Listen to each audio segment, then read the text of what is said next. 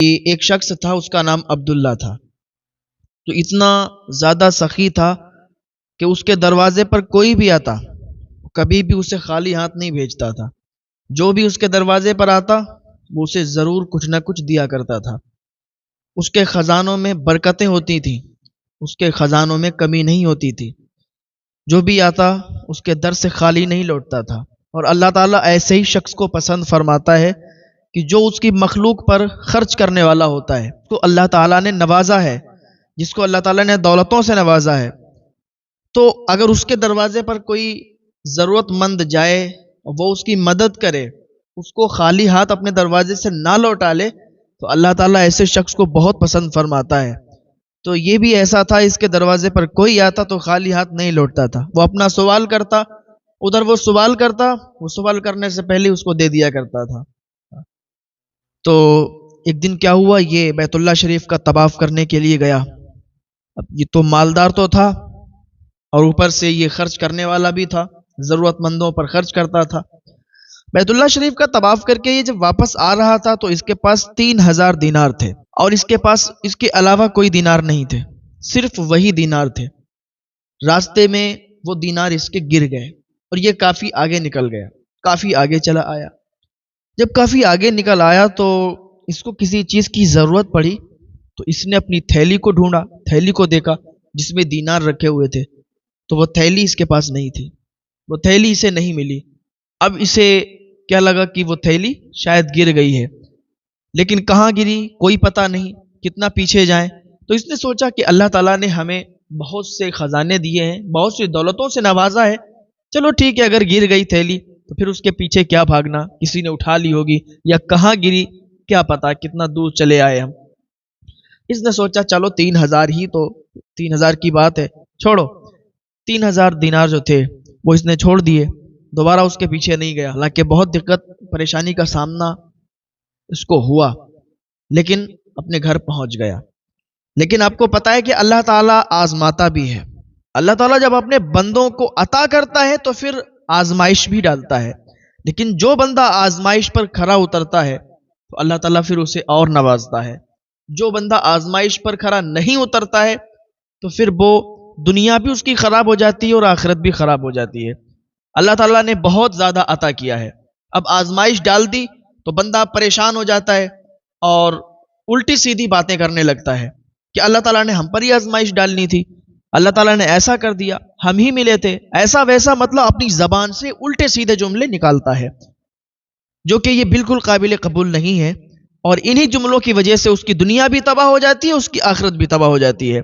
کبھی آزمائش پڑ جائے، کبھی ایسا کچھ واقعہ پیش آئے تو کبھی بھی آزمائش میں پیچھے مت ہٹنا، ہر وقت ہر ٹائم آزمائش میں کھڑا اترنا.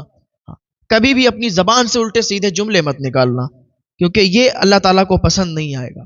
اگر آپ پر آزمائش پڑی اور آپ الٹے سیدھے جملے نکال رہے ہیں تو آپ اپنی دنیا اور آخرت دونوں تباہ کر رہے ہیں. آپ دیکھیں نا، حضرت ایوب علیہ السلام پر کتنی آزمائش پڑی، حضرت ابراہیم علیہ السلام پر کتنی آزمائش آئی. حضرت ابراہیم علیہ السلام حضرت اسماعیل علیہ السلام کی قربانی کے لیے حضرت اسماعیل علیہ السلام کو لے گئے. ہے کوئی باپ جو اپنے بیٹے کو قربان کر دے؟ ہے کوئی باپ جو اپنی بیٹی کی قربانی کرے؟ لاؤ اگر کوئی ایسا ہو جو اپنے بیٹے کو قربان کرنے کے لیے تیار ہو جائے.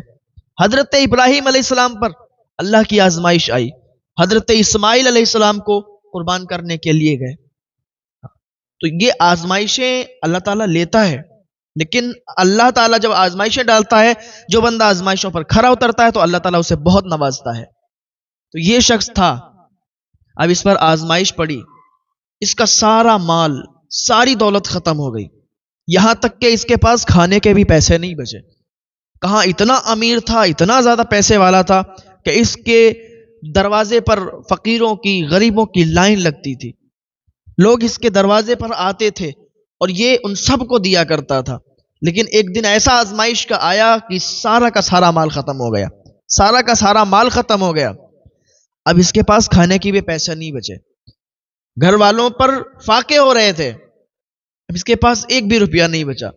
یہاں تک کہ محلے والوں نے، رشتہ داروں نے، سب نے اس کو الگ کر دیا اور سب نے اس سے علیحدگی اختیار کر لی. اب اس کے دروازے پر کوئی نہیں آتا تھا، اب یہ خود فقیر بن چکا تھا. ایسی آزمائش پڑی. لیکن آج ہمارے معاشرے میں بھی یہی چل رہا ہے کہ جب تک انسان کے پاس پیسے ہیں، دولت ہے، شہرت ہے، تو اس کے اپنے، اس کے پرائے، سب اس کے اپنے ہیں، سب اس کے قریبی ہیں. دور کے رشتہ دار، دور کے لوگ بھی اس کے اپنے بن جاتے ہیں. لیکن اگر انسان کے پاس پیسے نہیں ہے، دولت نہیں ہے، شہرت نہیں ہے، تو اس کے اپنے بھی اس کے قریب نہیں ہوتے. اس کے اپنے بھی اس سے دور بھاگتے ہیں کہ بھائی تو ہمارا کون لگتا ہے، تو ہمارا کوئی نہیں ہے، تجھ سے ہمارا کیا واسطہ، ہاں تم ہمارے کوئی نہیں ہو. اس طریقے کی باتیں کرتے ہیں. اس کے اپنے بھی اس سے علیحدگی اختیار کر لیتے ہیں. تو یہ جب اس کے پاس اس کی دولت، اس کی شہرت، ساری چیزیں ختم ہو گئی نا، تو پھر اس کے اپنے بھی اس سے دور بھاگ گئے. اس کے گاؤں محلے والے بھی اس سے دور ہٹ گئے، علیحدگی اختیار کر لی کہ بھائی تمہارا ہمارا رشتہ نہیں ہے، تم ہو کون. لیکن آزمائش تھی اس پر. اسے پتا تھا کہ اللہ دیتا ہے تو اللہ آزمائشیں بھی ڈال دیتا ہے. نمازیں ادا کرتا، اللہ کا شکر ادا کرتا کہ یا اللہ تو نے جس حال میں رکھا ہے نا، ہم خوش ہیں، ہم راضی ہیں تجھ سے، اللہ کی رضا میں یہ راضی تھا. اچھا، وہاں کا جو حاکم تھا، اس کو جب خبر ہوئی کہ وہ عبداللہ نہیں دکھ رہا ہے، تو لوگوں نے بتایا کہ وہ تو بہت سخی تھا، بہت لوگوں کو دیا کرتا تھا، لیکن اب پتہ نہیں کیا ہوا، اس کی ساری دولت ختم ہو گئی، اس کے سارے پیسے ختم ہو گئے. اب اس کے دروازے پر کوئی نہیں جاتا، اب وہ خود فقیر بن گیا ہے. اب تو وہ خود فقیر ہے، اب تو گھر سے باہر ہی نہیں نکلتا ہے وہ. تو اس حاکم کو جب یہ پتا چلا کہ ایسا ایسا معاملہ ہے، تو اس نے کہا اچھا. رات کا سناٹا تھا. حاکم تو دیکھو، یہ اللہ کا ولی تھا، یہ اللہ والا تھا، اللہ کا دوست تھا. اسے جب پتا چلا کہ اس پر ایسی مصیبت آئی ہوئی ہے اور سارے لوگوں نے اس سے علیحدگی اختیار کر لی ہے، اس سے رشتہ ناتا توڑ دیا. آزمائشیں تو کسی پر بھی آزمائش پڑ سکتی ہے. تو اس نے کیا کیا؟ رات کا سناٹا تھا، اس نے 4000 دینار نکالے. 4000 دینار الگ الگ تھیلی میں پیک کروا دیے اور غلاموں سے کہا لے کے چلو. اور اسی شخص کے گھر کے قریب یہ ٹھہر گیا. غلاموں سے کہا تھیلی مجھے دے دو اور تم لوگ چلے جاؤ. اس کا یہ سوچنا تھا، اس کا یہ ماننا تھا کہ میں جو اس کی مدد کر رہا ہوں، میں جانوں، میرا رب جانے، تیسرا اس میں کوئی نہ جانے.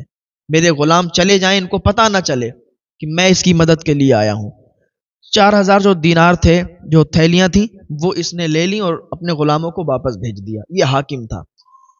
یہ اس نے اپنے چہرے پر نقاب ڈالا، چہرے پر نقاب باندھا اور اسی شخص کے دروازے پر آیا، دستک دی، دروازہ کھٹکھٹایا. اندر سے یہی شخص نکلا. ہاں بھائی کون ہو آپ؟ اتنی رات میں آئے ہو، دروازہ کھٹکھٹا رہے ہو. اس نے کہا بھائی مجھ سے یہ مت پوچھو کہ میں کون ہوں، بس یہ تمہارے لیے کچھ تحفہ لایا ہوں، اسے قبول کر لو. اس نے کہا ایسے تحفہ کیا چیز ہے ان میں؟ کہا ان میں 4000 دینار ہیں. کہا 4000 دینار میرے لیے؟ کہا یہ آپ کے لیے ہیں. مجھے معلوم چلا ہے کہ آپ کی ساری دولت، آپ کے سارے پیسے ختم ہو چکے ہیں، اب آپ کے ہاں کھانے کے لیے بھی پیسے نہیں ہیں، فاقے ہو رہے ہیں. تو جب مجھے معلوم چلا تو میں اللہ کی رضا کے لیے آپ کے پاس آیا ہوں، ان کو قبول کر لیجئے. اس نے کہا ایسی بات ہے، آپ پہلے اپنا چہرہ دکھائیے، جب آپ اپنا چہرہ مجھے دکھائیں گے تبھی یہ آپ کے پیسے میں قبول کروں گا. اس نے کہا خدا کے لیے میرا چہرہ مت دیکھو. آج ہمارے یہاں کا یہ ماحول ہے نا کہ ہمارے یہاں پہلے کوئی چیز دیتے ہیں کسی کو، پھر اس کے ساتھ فوٹو لیتے ہیں، دنیا دیکھے، زمانہ دیکھے کہ ہم ان کی مدد کر رہے ہیں. ہمارے یہاں یہی حساب ہے، ہمارے معاشرے میں یہی چلتا ہے کہ پہلے دیتے ہیں، پہلے مدد کرتے ہیں، پھر فوٹو بھی لیتے ہیں تاکہ دنیا دیکھ لے یہ اللہ والے کیسے ہوا کرتے تھے. یہ اللہ رب العزت کے لیے، اللہ کی رضا کے لیے کام کرتے ہیں. اس کو پیسے دے رہے ہیں، اس کو دینار دے رہے ہیں اور اس کو بھی اپنا چہرہ نہیں دکھا رہے ہیں تاکہ اس کو لگے نا کہ اس بندے نے میری مدد کی. اپنا چہرہ نقاب سے ڈھکے ہوئے ہیں اور کہہ رہے ہیں بھائی یہ اللہ کے لیے قبول کر لو اور میرا چہرہ مت دیکھو. میرا چہرہ دیکھ کر کیا کرو گے؟ یہ بھی لوگ ہیں، ذرا ان سے درس عبرت حاصل کریں کہ ایسے لوگ بھی ہیں کہ جو آج بھی موجود ہیں. ایسے لوگ آج بھی موجود ہیں کہ جو کسی کی مدد کرتے ہیں نا تو صرف مدد کرتے ہیں، دکھاوا نہیں کرتے. دنیا والوں کو جتاتے نہیں ہیں کہ ہم ان کی مدد کر رہے ہیں، اللہ رسول کی رضا کے لیے کرتے ہیں. اور مدد کسی کی کرا کریں تو ایسے ہی کہ اللہ رسول کی رضا کے لیے، نہ کہ دنیا کے دکھاوے کے لیے، ورنہ یہ صرف دکھاوا ہی رہ جائے گا، ثواب نہیں ملے گا.